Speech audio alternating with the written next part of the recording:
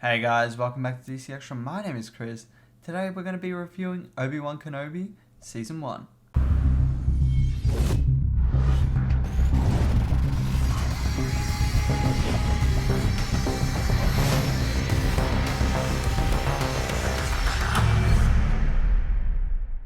Before getting into the review, I'd like to say there are going to be major spoilers ahead, so if you haven't watched it, first of all, what the hell are you doing? Go watch it, it's amazing. Second of all, click off this video if you don't want any spoilers, and then come back once you've watched it.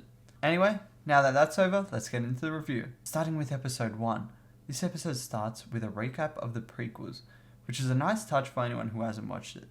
But of course, me being the major Star Wars fan, I have, of course, watched the prequels. And to be honest, my favourite trilogy, just because of Revenge of the Sith. It's amazing. This first episode mainly set up what the rest of the series would focus on, that being rescuing Leia and getting her back home. We also see the struggles that Obi-Wan faced in deciding to reveal himself in order to rescue Leia, but after a chat with Bail Organa, he decides to go and find her. Overall, I think this episode was really well constructed. It was great getting to see Obi-Wan living his life after Order 66, but also the severity of Leia getting captured, as shown by him giving up his safety. Also, may I say, the actor that plays Leia in this series is absolutely phenomenal. She does an amazing job. However, this was one of the weaker episodes in my eyes. But that being said, it was not bad at all. It's just because the other ones were that much better. Anyway, moving on to part 2. We continue with Obi-Wan's quest to go find and rescue Leia. And this takes him to a planet called Daiyu, where he runs into Haja, someone who is pretending to be a Jedi in order to exploit some people. Haja is an amazing character throughout this series. Every scene he's in makes it 10 times better instantly, just because he is in it. He brings a comedic effect to an otherwise serious situation.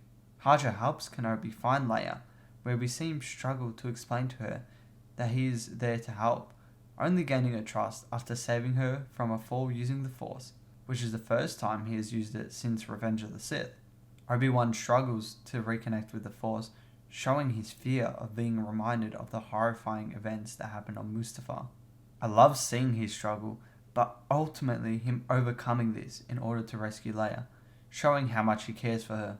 Before escaping Daiyu, the third sister catches up to Obi-Wan and lets him know that Anakin is alive, which came as a shock to him as he thought he had killed him 10 years ago on Mustafar.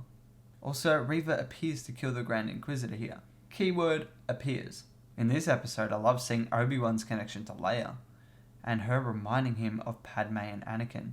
This episode was, once again, one of the weaker few, but significantly better than the first, in my opinion. Moving on to episode 3, Kenobi and Leia find themselves on a planet called Mapuzo, where they were told to go by Haja. After seeing no one there, they decide to take a ride into town with some Imperial troopers. After being discovered, Kenobi fights them off, and before being caught, Tala, disguised as an Imperial officer, saves them. Once again, Kenobi's reminiscence towards Leia's parents is prominent throughout these scenes, especially with Leia being much like Padme. Tala helps Kenobi and Leia find safe passage off the planet, but before they do, Vader and the Inquisitors arrive, forcing Kenobi to lure them away while Tala takes Leia off-world. While leading them away, Kenobi gets face-to-face with Vader for the first time since their fight on Mustafar. They fight here and ultimately Vader gains the upper hand, using the Force to burn Obi-Wan in some fire. However, before too much damage is done, Tala provides a distraction to help Kenobi escape. However, in doing so, Leia is unattended and is kidnapped by Reva. This was a significant step up from the previous 2 episodes. The severity of the events towards the end and the emotional responses seen throughout was outstanding. The cinematography in this episode was also amazing, especially in the fight scene between Obi-Wan and Vader, with their lightsabers being the only source of light in the otherwise dark setting. This episode takes 3rd place in terms of my rankings, only outdone by the final 2 episodes. Moving on to episode 4 now. After escaping Mapuzo and healing on Jabim, Kenobi plans to save Leia from the Inquisitors by breaking into Fortress Inquisitorius with the help of Tala. Inside the fortress, Kenobi finds a hallway filled with the preserved corpses of Jedi, including a youngling. This scene was absolutely terrifying to watch. Seeing the way in which they were kept is horrifying to me, and by Kenobi's reaction, I think he thinks the same. Kenobi finds Leia and helps her escape the fortress, unaware that Reva has attached a tracker on her droid. This episode was horrifying and thrilling in some areas. However, for the vast majority of the episode, I felt it was quite, well, I don't want to say dull, but it was lacking certain features that the rest of the series included. And for that reason, I have to rank this episode the lowest. However, with a quick turnaround, to position number 1 is episode 5. This episode starts off with a flashback to Obi-Wan and Anakin on Coruscant 13 years ago, where Kenobi trains Anakin, seeing his aggressive nature in the battle. Back in the present day, Vader and now Grand Inquisitor Reva track Kenobi to Jabim and besiege the facility Kenobi and the others are in.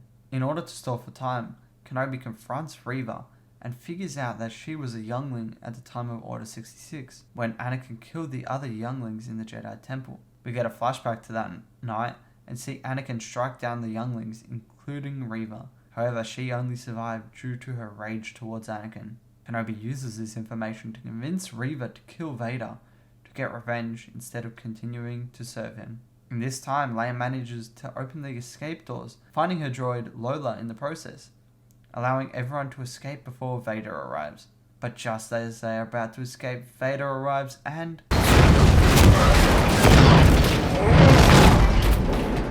oh wait, they totally get out safe. The fact that Vader didn't notice the second ship here is a little confusing, but the sheer awesomeness of Vader catching a ship in midair is amazing, and completely terrifying to be honest with you. Reva then attempts to kill Vader, not landing a single hit on him, and eventually Vader stabs her, leaving her for dead.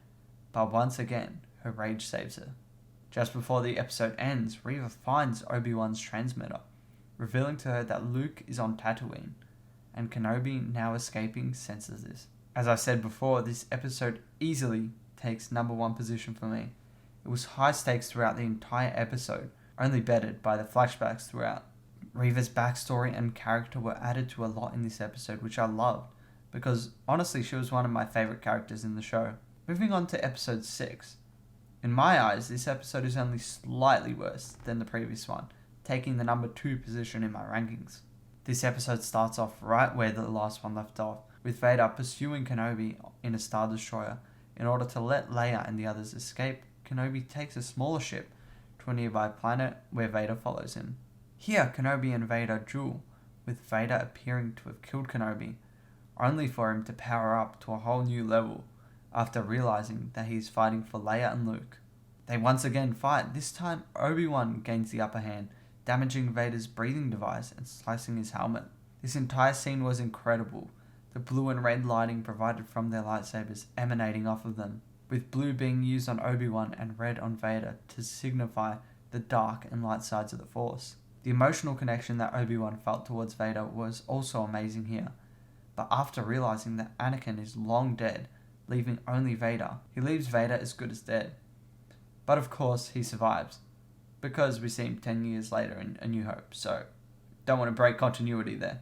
While Kenobi and Vader fought, Reva was on Tatooine tracking down Luke at Owen's farm, where he and his wife Beru fight off as well as they can before eventually being beaten.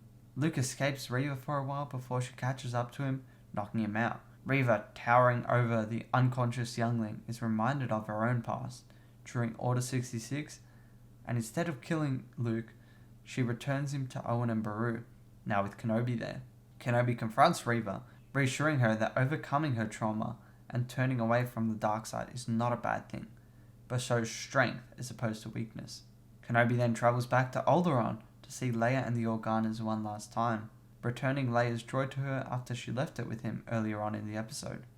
Returning to Tatooine, Kenobi confronts Owen, where he agrees to let Luke have a regular childhood, distancing himself from him. Owen allows Ben to finally meet Luke, and... hello there. He says the line. Amazing. Only disappointment here is Luke didn't respond with General Kenobi. Jokes aside, this was a really wholesome scene, only bettered by the classic line that was later turned into a meme. Having finally found his peace, Obi-Wan leaves Owen's farm and sees his old master Qui-Gon Jinn in the form of a Force ghost, which in my opinion is the perfect way to end the series. Overall, this episode was amazing, only outperformed by episode 5.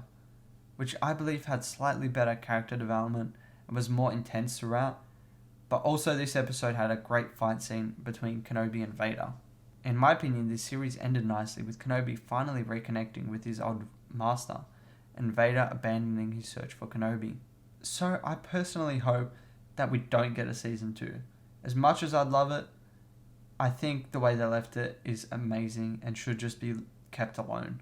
I hope you guys enjoyed the series as much as I did, and please feel free to leave your opinions in the comments below. In a few weeks, I hope to make a review for The Flash Season 8, and eventually Superman and Lois Season 2, as they are also nearing the end of their seasons. As always, I hope you did enjoy this video. If you did, please consider leaving a like and subscribing for more content like this, and leave any feedbacks and opinions in the comments below. But until next time, this has been Chris, and I'll be seeing ya.